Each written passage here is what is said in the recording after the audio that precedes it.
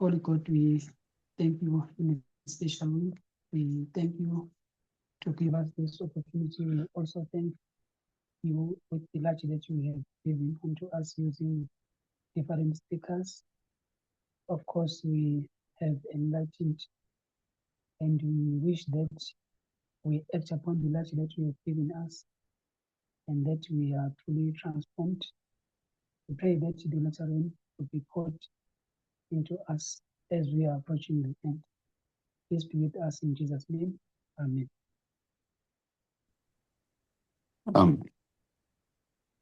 All right. So yesterday I was talking about the development of the Sunday law. Izolo besikhuluma ke ngokukhula kweSunday Law. So I was using external sources and history. Bengisebenzisa ke ezehlakalo ezenzeka ngaphandle kanye nomlando. We saw that our times started since 1989. Sibonile ke ukuthi isikhathi sethu saqala kusukela ku-1989. And we saw that yesterday I said that we experienced the falling of stars. Sishilo ke izolo ukuthi sesaba namava wokuwa kwenkanyezi. But the stars were not literal stars, but representing people or teachers. Iy'nkanyezi bekungasizona iy'nkanyezi ngqo, kodwa ke bekungabantu abafundisayo. So it was for the first time seeing leading ministries leaving the movement. Ngokuqala ke sibona abantu besuka bayeka i-movement. Especially in 2014. Kakhulukazi masibuka 2014. And it was so painful. Into ebuhlungu kakhulu eyenzeka.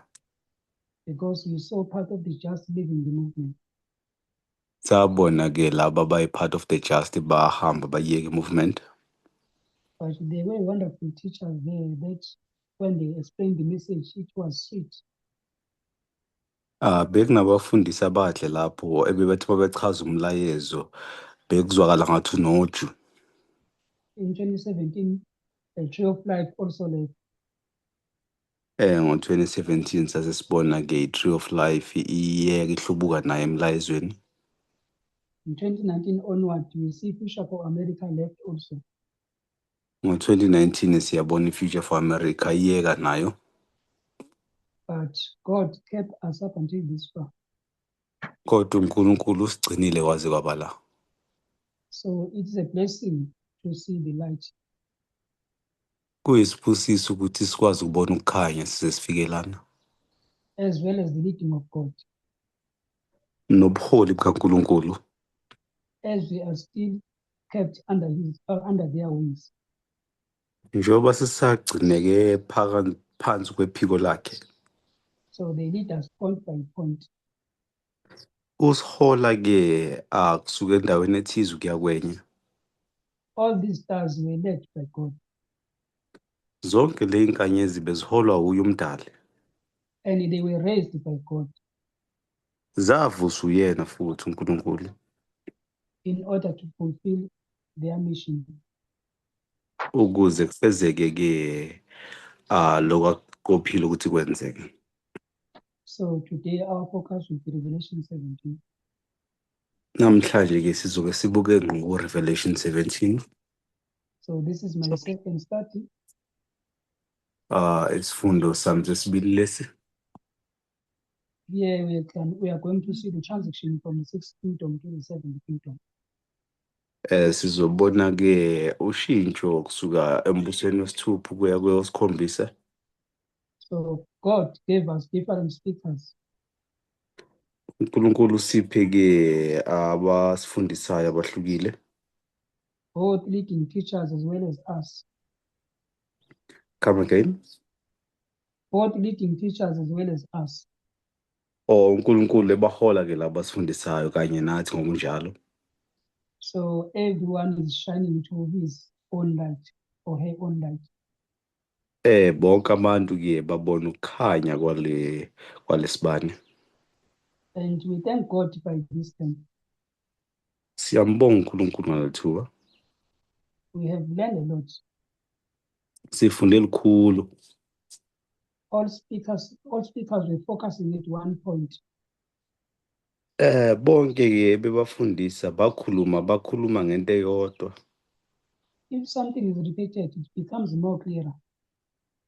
Into mayiphindaphindwa iyacaca kakhulu. So it behooves us to listen closely.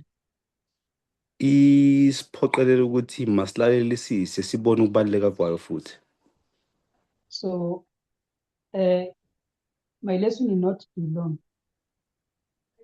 Isifundo ke ngisihlelile namhlanje ngeke sibe side kakhulu.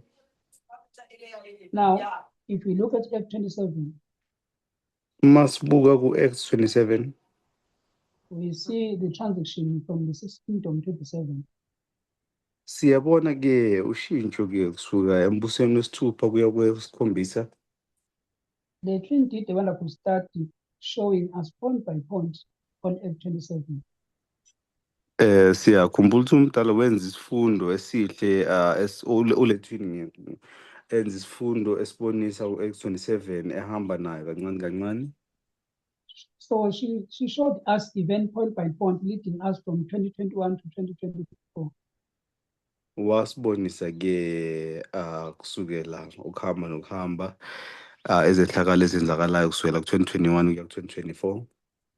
So we know that 2021 is Peniam and 2024 is Sunday Law. Yazi ke ukuthi u-2021 Peniam kanti ke u-2024 iSunday Law. She showed us the fulfillment of the two smaller waymarks between the two bigger waymarks, Peniam and Sunday Law. Uye wasibonisa ke ukufezeka noma ukugcwaliseka ke kwey'nkombandlela ezincane eziphakathi kwey'nkombandlela ey'nkulu. So can anyone remind us the two smaller waymarks, formalization, increase of knowledge and formalization? Khona ongasikhumbuza ke le nkombandlela ey'ncane esizibonayo ke ezihlanganisa ke ukwanda kolwazi kanye ke ne-formalization. Between 2021 and Sunday and 2024? Phakathi kuka-2021 kanye no-2024. Anyone? Ngabe ukhona ongasisiza?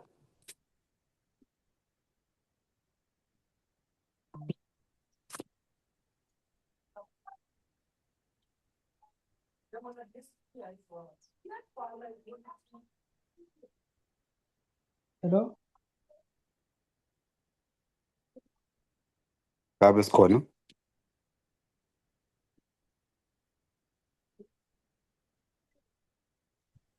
Okay, let me proceed. Yebo Phathi. Okay. Yes, Tommy? If I remember correctly, I think the increase of knowledge was 24 June 2022. And then the formalization was the 30th of May 2024. That is 100% correct. Thank you, Tommy. UThami uvese wazichaza ke washo ke ney'nsuku zakhona uzisho njengoba zinjalo. Siyabonga kakhulu Thami. So we see the fulfillment of event in our history. Sibona ukugcwaliseka ke kwezehlakalo ke emlandweni wethu. And this is interesting. Kungihlaba umthwalo futhi lokho. It is Pedro and Elder Amanda take us through through Revelation 17. Masibuka ke uPedro nomdala uPhamanda ke behamba nathi besibukisa uRevelation 17. So there are two important symbols that in fact that draw the whole picture of Revelation 17. Kunokubili okubalulekile ke okusidonsela kakhulu ku-Revelation 17. Because Revelation 17 is critical. Ngani ngoba uRevelation 17 usemqoka kakhulu. So it's composed of different symbols. Sibona ke ehlanganisa ke imifanekiso ehlukahlukene. So there are two terms that can explain it clear. Kunokubili ke okuchazwisisayo kahle. So, for example, if you can take a symbol of a beast, Uma ungathatha ke mhlawumbe uphawu lwesilo, a head, ikhanda, a woman, owesifazane, we have learned that there are simple methods on how to understand this point. siye safunda ukuthi kunendlela elula yokuthi sikwazi ukuzwisisa lokho. Especially if you draw a line and use point number 1, 2, and 3. Kakhulukazi ke uma udweba umugqa ke bese ubuka ke iphuzu lokuqala, lesibili kanye nelesithathu. Let's check as if point 1 is the increase of knowledge. Uthatha iphuzu lokuqala njengokwanda kolwazi. Point 2 is the formalization. Iphuzu losibili ke la konke kubekwe emthethweni kona. And point 3 is the test. Bese ke iphuzu lesithathu kuba isivivinyo. So you cannot be able to predict point 3. Angeke ukwazi ukuthi ubone kamuva iphuzu lesithathu ukuthi liyini If you are in point 1. mangabe usephuzwini lokuqala. But if you are in point 2, you can be able to predict point 3. Kodwa uma ufika ephuzwini lesibili ungakwazi ukuthi ubone ukuthi kuzokwenzakalani kuphuzu lesithathu. So this understanding makes it clear to see that yes, point 3 or formalization, we are able to predict a test. Kuyabonakala ukuthi ke masifika ke phuzwini lesibili siyakwazi ukubona iphuzu lesithathu sisho ukuthi kuzokwenzakalani kulona. Because point 1 is concord, but point 3 is exit. Ngoba siyabona ke ukuthi point 1 uconcord kodwa point 3 u-exeter. So now we are in the increase of knowledge of our line Sunday law. Manje ke ekwadeni kolwazi masibuka ke emgqeni wethu eSunday law. The increase of knowledge of the close of operation. Ukwanda kolwazi kokuvalwa komusa kahle hle phecelezi. Of course, it started last year. Ngokweqiniso siyazi ke ukuthi kuqale onyakeni odlule. 2024 was the latter rain. 2024 ke bekuyimvula yokugcina. Or Sunday law is where the latter rain started. Noma ngasho ngithi Sunday law ila latter rain uqale khona. So if we have received a latter rain, so it is clear that we are reaching the end. Masibona ke imvula yokugcina akucacile ukuthi sifike ekugcineni.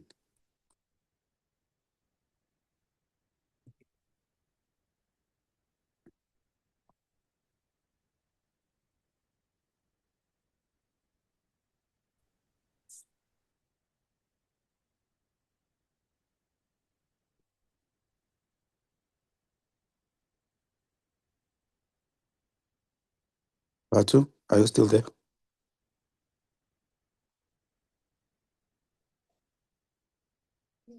Hello?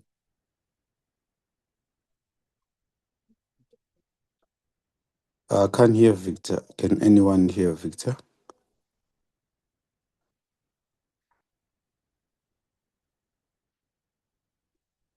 Hello? Yes, Victor, I can hear you now. Oh, I was kicked off. I'm sorry. Oh, okay. So I was saying, how much encouragement do we get that we are approaching the end? Kusikhuthaza esingakanani esisitholayo masibona ukuthi sifinyelele ekupheleni. Let us hold fast for just a little longer. Masibambelele nje sekuyisikhashana esincane esisele. So we use two terms in order to understand Revelation. Sisebenzise ke amagama amabili ukuthi sikwazi ukuthi sizisise lokho sikufundayo la kusambulo. To understand Revelation 17. Ukuthi sizwisise usambulo 17. So we have panoramic view. sine panoramic view la sibona khona yonke into ngaphezulu, and dispensational view. bese-ke siba ne-dispensational view la sibona khona umlando wethu phecelezi. Of course, panoramic view, as Coronel said, is the whole picture. I-panoramic view siyabona ukuthi la sibona khona yonke into, where we see the whole story from the beginning to the end. la sibona khona lonke ibali kusuka ekuqaleni kuyofika ekugcineni. But if we look dispensational view, we are just zooming to a particular dispensation. Kodwa-ke masibuka ngokwe-dispensation suke sibuka umlando thizeni phecelezi. So if we talk about a woman, Masikhuluma ngowesifazane, woman is an entity with an ideology.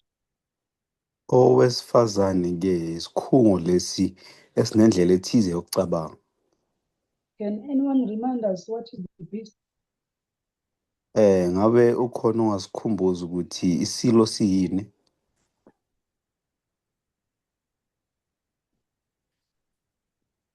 Hello. Yes, yes, may I proceed? Yes, Puti. Beast is a presidency that has adopted the ideology of the woman. Thank you, Futi.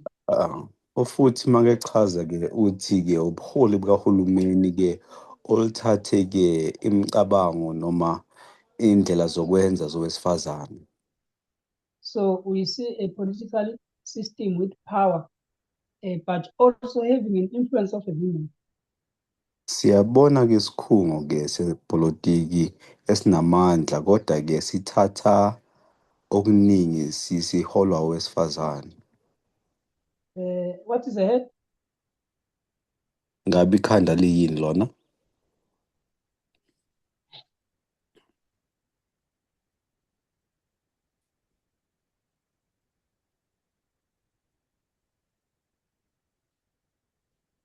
So a head is a political system with power. Ikhanda-ke isikhungo sikapolitiki esinamandla. Hello. But hello, yes, Puti. Oh, sorry, I just took some time. I was going to say if presidency is a political power, but it's an institution with political power with the original purpose of doing what God intended it to do, that is to serve and to protect people. Futhi uyachaza-ke ukuthi uyaxolisa ukuthi wathatha isikhashana kodwa uchaza ukuthi-ke lokhu-ke ubumongameli noma ubuhulumeni obunamandla obukhona obumele ukuthi busebenzele abantu benze okuhle. So we also learned we also learned on Friday that although it's not mentioned, there is a woman, but this woman is a good woman, because whenever there is power, there's some ideology. But now this ideology is a good ideology from a good woman. Siphinde safunda futhi ngoLwesihlanu ukuthi noma kungazange kushiwo kukhona lo wesifazane omuhle-ke onemicabango emihle noma kungavezwa konke kahle kodwa-ke kunokuhle ukuba khona lana. Thank you very much, Futi. Siyabonga kakhulu futhi. I like the way you explained it. Ngiyayithokozela indlela ochaze ngayo. Because you've shown that there are two women. There's a good woman and there's also a bad woman. Ngoba usivezele wasichazela ukuthi babili abesifazane khona lona omuhle kanye lona omubi futhi. And this was established long ago that there is a woman of Revelation 12 and this woman of Revelation 17. Lokhu yinto esayifunda kudala ukuthi khona owesifazane simbona ku-Revelation 12 yena lo wesifazane ulo muhle-ke futhi. So Lindelo took us to a study and it was very interesting. She was able to lead us point by point. Sibonga isifundo sikaLindelo asenzile esisizile uye wakwazi ukuthi asithathe ngephuzu ngephuzu esibonisa okubalekile.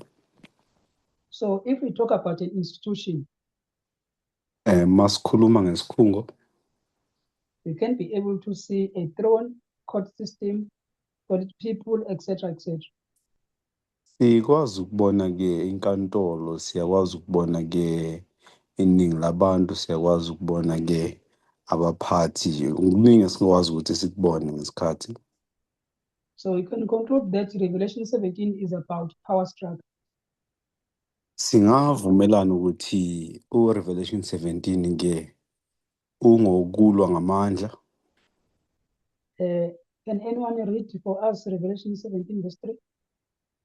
Ngicela okhona ngasifundela uRevelation 17 verse 3.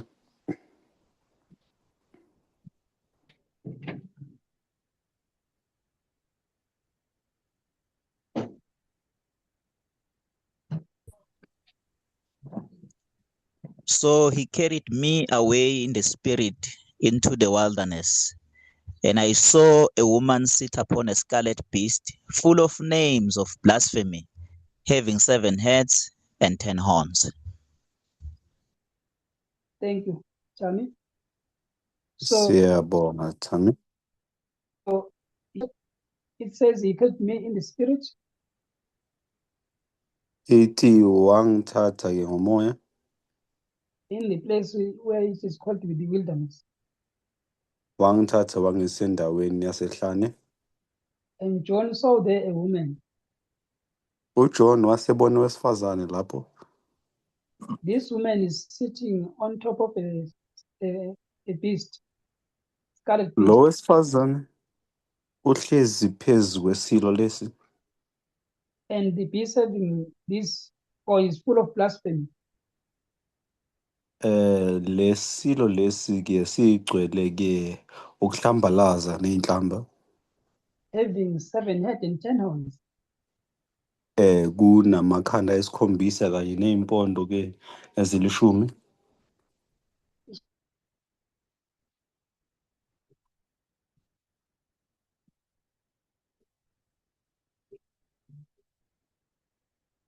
Hello?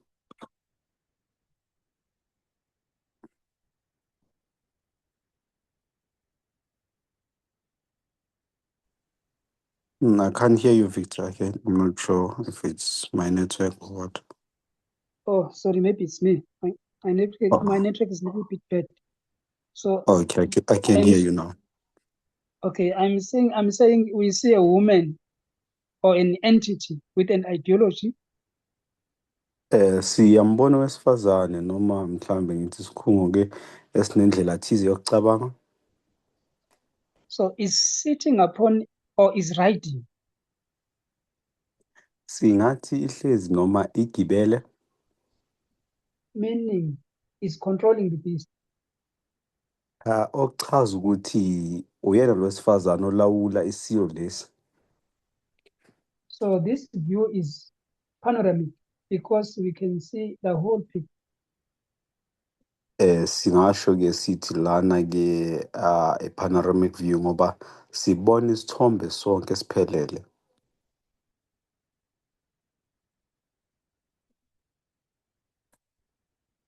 You see the reason why I say the view is panoramic.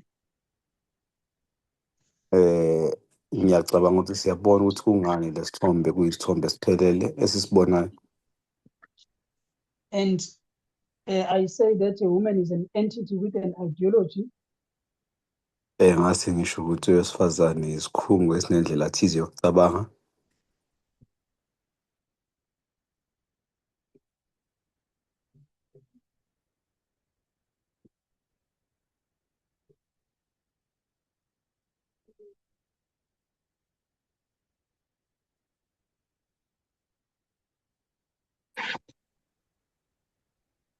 Hello? Yes, Victor. Yeah, the network is troubling. But I'm saying we had an understanding before that a woman means the church. Kuqala ke besinokuqonda okuthize okuhlukile ukuthi owesifazane ibandla. But now we can see that the term woman is not focusing on a church only, but it's more than the understanding of of a church. Siyabona ukuthi manje umqondo esinawo ukuthi asiwunciphise ekuzwisiseni ukuthi owesifazane ibandla kodwa kungaphezu kwalokho. The Adventist understanding told us that the women represent a church only. Ibandla lama-Adventist lasifundisa ukuthi-ke masibona owesifazane incazelo yakhona ukuthi ibandla nje kuphela kuphelele lapho. But the Lateran message is telling us that no, the woman is not focusing on the church only, but is broader than the church. Kodwa-ke umlayezo wethu-ke wokukhala kwasebusuku uyasibonisa-ke ukuthi akupheleli lapho ekuboneni ibandla masibuka owesifazane kodwa kungaphezu kwalokho. So the beast is having 7 heads. Isilo lesi sinamakhanda ayisikhombisa. This view is also Lesithombe lesi siyabona ukuthi kuyisithombe siphelele naso. because we see the first head to the last head. Ngoba sibona ikhanda lokuqala ukuya kwelokugcina. The beast was also having 10 horns. Lesilo sibona futhi linempondo eziyisikhombisa eziyishumi ngenxolisa. So can one read Daniel 7 verse 24 for us, please? Ngicela omunye asifundele uDaniel 7 no verse 24.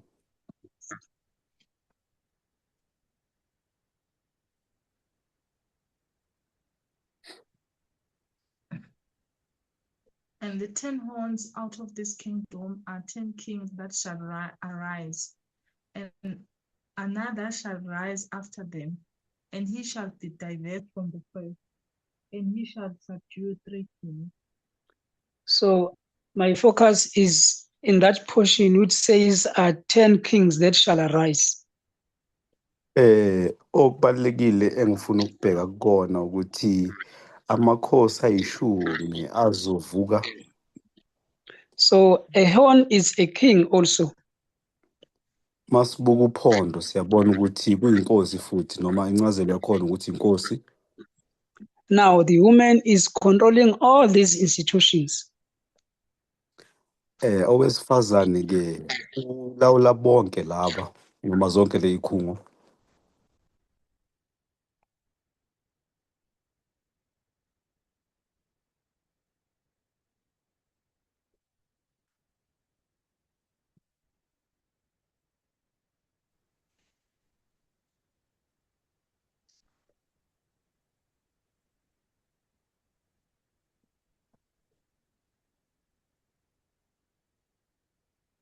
Hello? Are you still there? Yes, but I can hear. I couldn't hear you. I'm just hearing you now. Oh, okay. I was saying, can anyone remind us the first kingdom? What was the first kingdom? Ngicela omunye asikhumbuze-ke ukuthi umbuso wokuqala ubuyini kahle hle.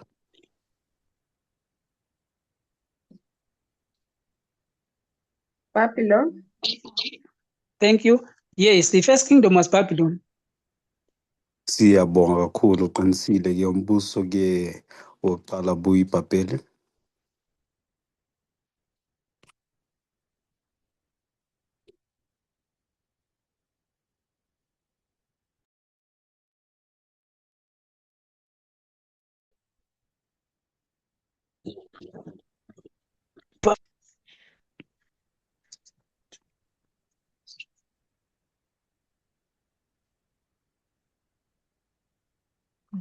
Phathu? Oh, hey. Hello, Kolan? Yes. Okay. Now I'm saying to understand that this view is paranomic. Ukuze sizwisise noma sibone-ke isithombe sonke lesi siphelele. So we see that we have got this woman that is sitting over all these heads and kings. Siyabona ukuthi sinalo wesifazane ohlezi ngaphezu kwawo wonke lamakhanda noma ngithi amakhosi.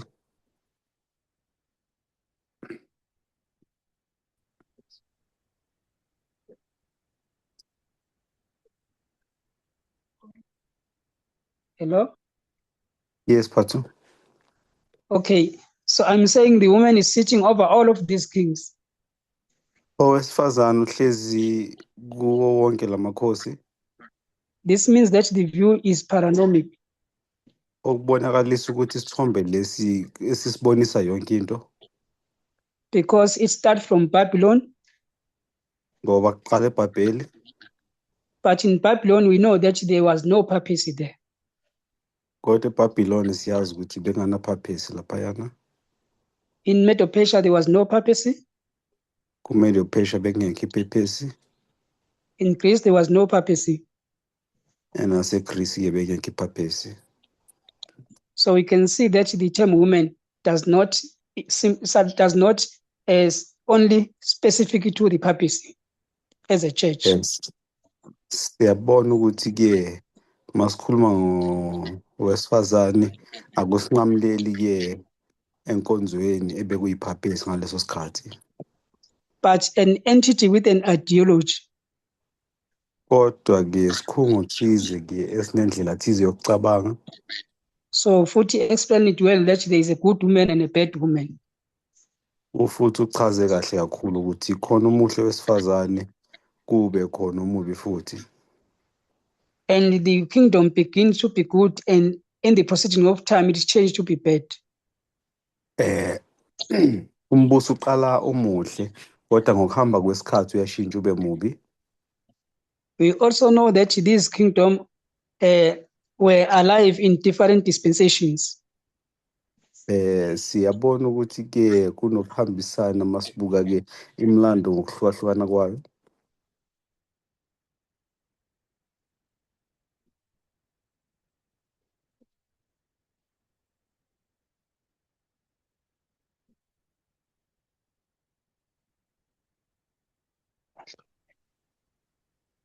Patu? Are you still there? Yes, I'm still there. I think the Okay. network it is on and off. Yeah, the network is on and off. So I was saying this implies that we have 7 women. Lokhu kuveza ukuthi bayisikhombisa abesifazane bakhona. If we say one woman, but she changes dress, that will fit the prophecy also. Masibona-ke oyedwa wesifazane kodwa-ke oshintsha iy'ngubo zakhe, nalokho singavumelana nakho futhi. If we go to Revelation 13, Masiya ku-Revelation 13, especially verse 3, kakhulukazi masibuka verse 3. it says, "And I saw one of his head as if were wounded to death." Ngabona elinye lamakhanda wakhe lilimele liyele ekufeni. So we know that history reminds us about 1798. Siyazi ukuthi lowo mlando usikhumbuza-ke isikhathi sika-1798, Because we have got part 1 and part 2 of Revelation 13. ngoba sinengxenye yokuqala kanye nesibili-ke ka-Revelation 13. So part 1 is talking about 1798 is dispensational. Ingxenye yokuqala-ke mayisibonisa ngo-1798 yasibonisa ukuthi-ke isibonisa umlando thize waleso sikhathi. So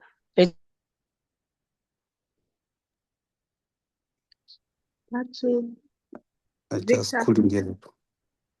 it's the Revelation as I'm about. Yes, Lindelo? I'm sorry just to disturb you. I have a question. Oh, it's fine. Lindela uthi uyaxolisa ukuphazamisa kodwa unombuzo. I heard Amen. that you said there are 7 women. Uthi uzwile ukuthi uthe bayisikhombisa abesifazane. So my question is, does those 7 women have same characters? Umbuzo ukuthi-ke laba abesifazane bayisikhombisa ngaba nesimilo esisodwa yini? Meaning the woman for the first dispensation, does she have the same characters with the woman for the 3rd, 4th, 5th, and 6th, 7th? Ngabe-ke lo wesifazane-ke owomlando wokuqala ngabe unesimilo esifanayo nalo wesibili nowesithathu nowesihlanu kanjalo kanjalo.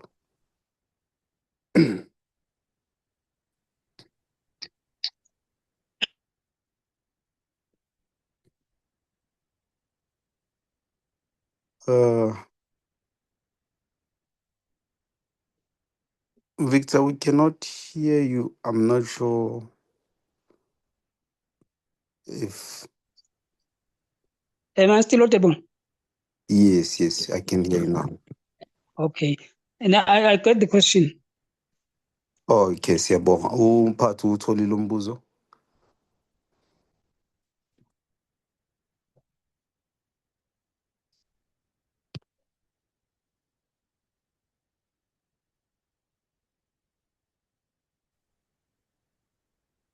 Hello? Yebo. Yes, as I've said, that the view is panoramic. Njengoba yashilo uphathi-ke ukuthi-ke asibone isithombe siphelele lana. What the prophecy shown us is especially myopic to the bad woman. Osiboniswa isiprofitho-ke kusukela kumaphiki kuya kwesifazane. So it is focusing on the bad woman. Sigxile kakhulu kowesifazane omubi.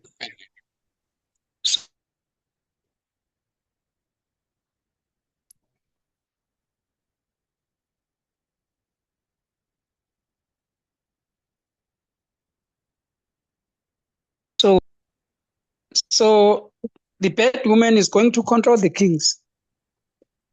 Lo mubi wesifazane-ke uzolawula amakhosi. But of course, the kingdom will start to be good. Kodwa-ke njengoba sazi umbuso uqala kahle. But when it proceeds, then there's going to come this woman. Kodwa-ke makuqhutshekwa kuya phambili kuzoza-ke lo wesifazane omuhle. And influence the king. Bese-ke athinta-ke amakhosi. And the king is going to change his idea of protecting people. Inkosi izoshintsha-ke umqondo wayo ekuvikeleni abantu. To adapt the idea of a woman.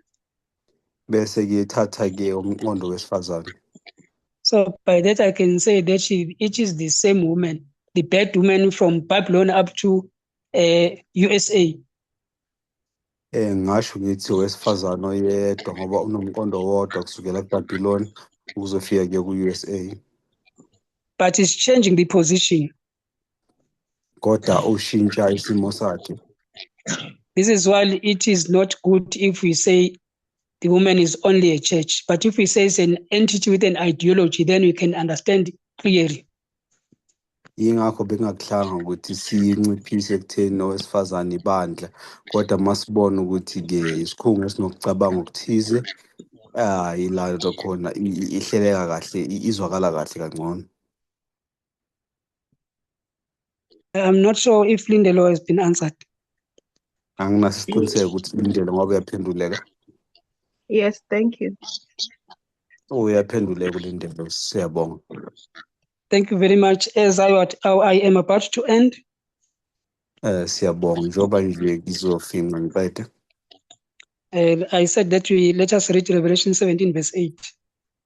Ngicela sifunde Revelation 17 verse 8. The beast that thou sawest was and is not, and shall ascend out of the bottomless pit and go into perdition. And they that dwell on the earth shall wonder, whose name were not written in the book of life from the foundation of the world, when they behold the beast that was and is not and yet is. Amen. It says, and the beast that thou sawest. Uthi-ke isilo lesi wasibona. So this view is dispensational. Lokho esikubonayo-ke kuhambisana nalowo mlando thize walesi sikhathi. The beast was before 1798. Isilo besikhona ngaphambi kwa-1798.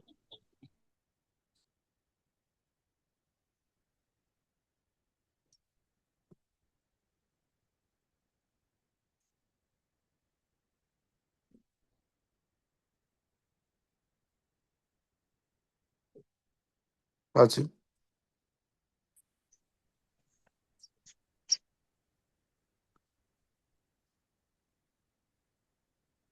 I can see that you are talking, I just can't hear you. Oh, okay, let me start again. I'm Yes. saying in Revelation 17, we see that it is the beast that was. Ku-Revelation 17 siyabona ukuthi isilo lesebesikhona, But in Revelation 13, it is the head that was. kodwa-ke ku-Revelation 13 ikhanda ebelikhona. We can conclude that the beast is equal to the head. Singavumelana-ke ukuthi-ke isilo siyafana nekhanda. If we consider a dispensational view, Masibuka-ke isithombe salo mlando, the head begins to be good and end to become bad when it has been influenced by women. ikhanda liqala lilihle lenza kahle, kodwa-ke ligcina lenza kabi mase liholwa owesifazane.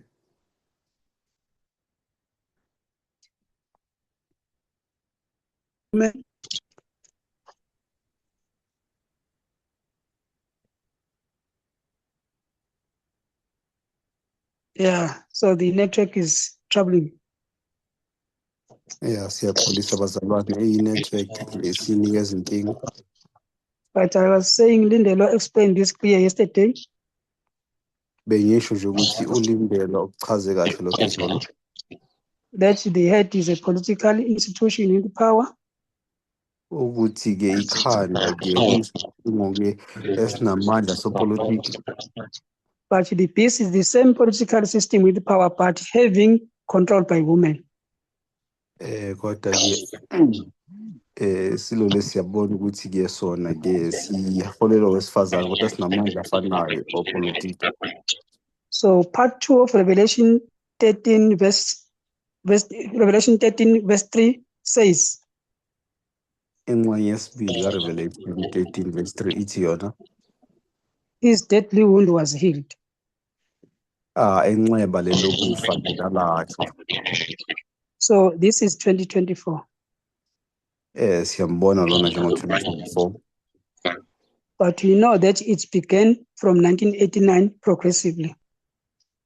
Siyabona ukuthi-ke qala ngo-1989 yaqhubeka kuya phambili. Revelation 13 verse 3 jump to the healing of the wound. Revelation 13 verse 3 kuya la lapheka khona inxeba. But Revelation 17 has part 2, Revelation 13 unengxenye yesibili which deals with the head is not. obonisa la ikhanda lingekho khona Or the beast is not. noma isilo la singekho khona. That is where we see the rise of the sixth kingdom. Ila sibona kuvuka khona umbuso wesithupha. But Revelation 17 has part 3 also, Revelation 17 on part 3 naye where it talk about the resurrection of the head or the beast. lapho-ke kuvuka khona ngekhanda noma isilo lesi. And it is also dispensational, which is leading us to 2024. Kusibonisa umlando waleso sikhathi okusiholela ku-2024. So, but we see that in part B, the beast is dead. Ku-part B siyabona nje ukuthi isilo sifile asikho. But we know that this is a representation of a sixth kingdom. Siyazi ukuthi lokhu sichazela umbuso wesithupha. Woman is there, but is not controlling the beast anymore. Owesifazane ukhona kodwa akalawuli isilo ngaleso sikhathi. We can say she is on holiday. Singasho-ke sithi kuhlukaniswa eholideyini le. So the sixth kingdom exercises human right and independent. Umbuso lo wesithupha siyabona ukuthi-ke uletha amalungelo abantu kanye nokuzimela. So that system allows or force women to go into holidays. Lokho kuphoqelela owesifazane ukuthi ahambe ayozihlalela leyaphumule. But she will come back again. Kodwa uzobuya yena futhi. In 2016, we see the election of President Donald Trump. Ngo-2016 siyabona ke ukuqoka kwamongameli Donald Trump. So that was also a sixth kingdom, but it's going to end. Kuseseyumbuso wesithupha kodwa usuzophela. Then we see a shipwreck of the institution in 2024. Ngo-2024 siyabona ke ukuthi umkhumbi uyahlakazeka. So Trump was the last president of the sixth kingdom.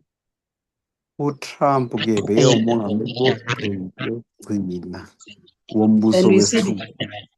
And we see the election of Biden. Bese sibona ke ukuqoka kamongameli uBiden. We see the seventh kingdom beginning to rise in power. Siyabona ke umbuso wesikhombisa uyavuka uba semandleni. Then in 2024, it is full. Ngo-2024 kuyagcwaliseka konke. This shows us that we are indeed the final generation. Lokhu kuyasibonisa ngokuqinisa ngempela ukuthi ke sisizukulwane sokugcina. But as I have promised, I said that the study will be short.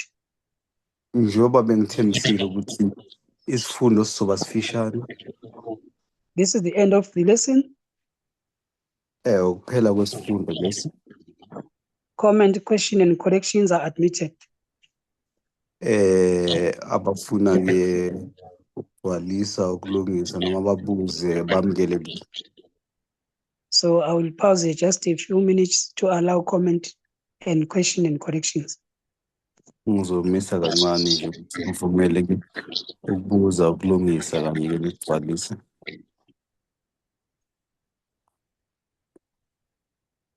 Pat, I would just like to thank you for this wonderful study.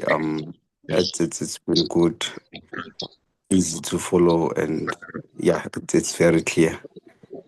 It shows us that we need to fasten our belts and take the message very seriously. We are living in the time of the end, and our salvation is more nearer than we first believed.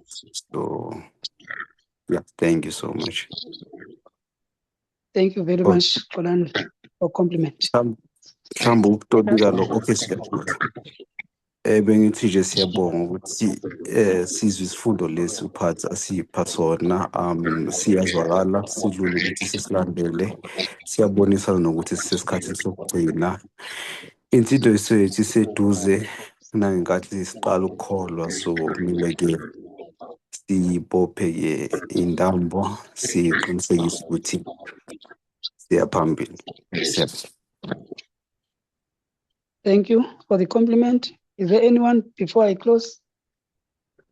Hello. Yes, Lucky. You proceed. Okay, thank you very much for the study, Patu. Yeah, kakhulu isifundo Patu. Yeah, very interesting. We're living in very interesting times. Kungihlaba umqhele ke siphile eyikhathini nje ecayi kakhulu. Yeah, so I remember when we started to study this Revelation 17. Ngiyakhumbula ngenkathi siqala ukufunda ke isifundo lesika Revelation 17. Yeah, when we started to focus on the seventh kingdom. Ngekathi siqala ke sithi ukugxila kumbuso wesikhombisa. And we even the Sunday law, we didn't have enough light when it comes to the Sunday law waymark. Besinganalo ulwazi oluphelele oluchazwa kabanzi sifika ke kwiSunday law. Yeah, I'm just trying to contemplate how the Lord has been leading us up until now. Ngiveza nje intokozo enginayo ukuthi uNkulunkulu usiholile kusukela kuleso sikhathi sifinyelele lana manje. Yeah, when we started, you could see that we were not sure. There were so many ideas, so many studies. Ngenkathi siqala bobona ukuthi asinaso isiqiniseko bekunemiqondo eminingi kuney'fundo ey'ningi futhi. But when you see now, when you look at what is happening now, you can see now the message is coming together. Kodwa musubukisisa manje uyabona ukuthi umlayezo uyahlangana kahle. Yeah, things are becoming clearer and clearer as we continue repeating these studies. Izinto zilokhu ziyacaca mase siqhubeka sifunda. Yeah, so it is very comforting, and so now last year we said 25 June. Is it last year 25 June? We said it's an increase of knowledge. You can correct me there. Ngonyaka odlule sithe ngo-25 June kuzoba-ke ukwanda kolwazi, ngangilungisa mhlawumbe uma ngabe ngiyaphazama. And at that time, last year, the message was clumsy. We were still trying to find our way, our foot, in trying to understand these messages. Ngaleso sikhathi-ke ngonyaka odlule izinto bezisahlangahlangene engakacaci, besisazama ukuzithola sithole kahle nakabanzi ngomlayezo lona wethu. But the message was, the understanding was there. It was increasing. We did have an understanding of where we're going in terms of the message. Kona-ke besibona ukuyela phambili, sibona ukuthi kunenqubekela phambili khona la siya khona nokuzwisisa kuye kube ngcono. But when I see now, I see a much difference now, because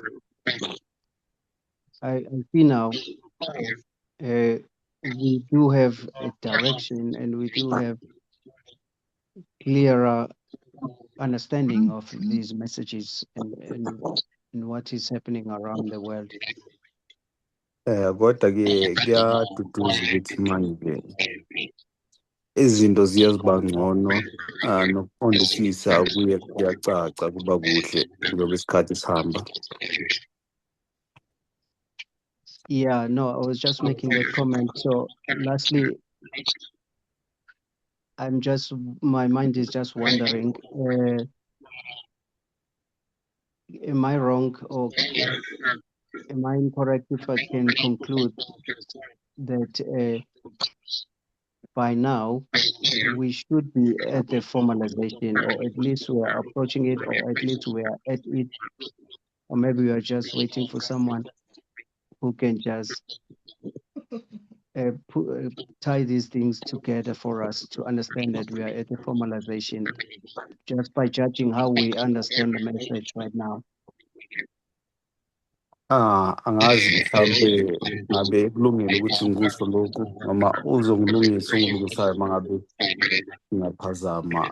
Ngingasho ukuthi sifikile esikhathini se-formalization, noma mhlawumbe silindele ozosichazela kahle ukuthi no, izinto zingale ndlela vele sikulesi sikhathi se-formalization.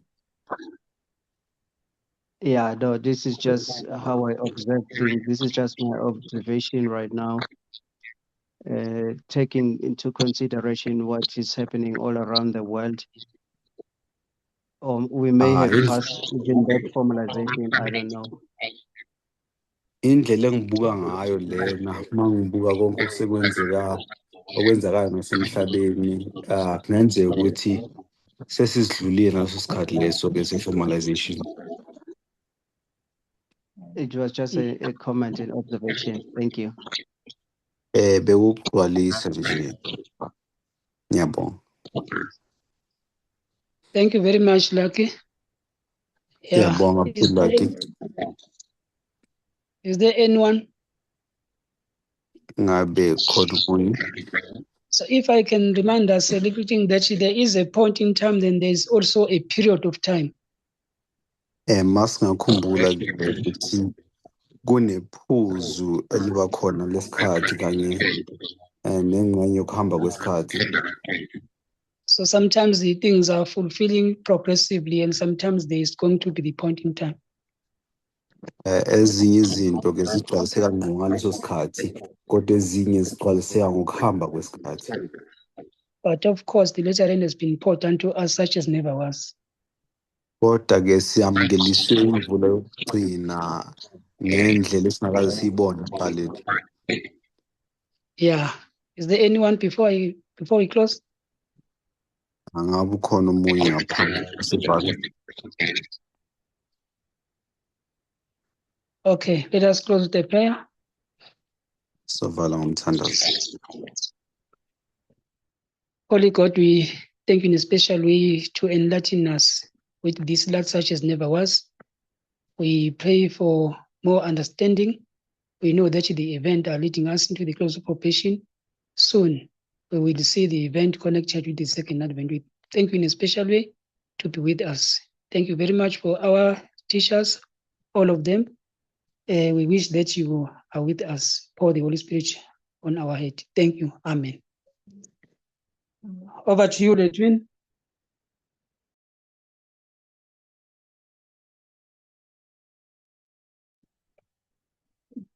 Thank you very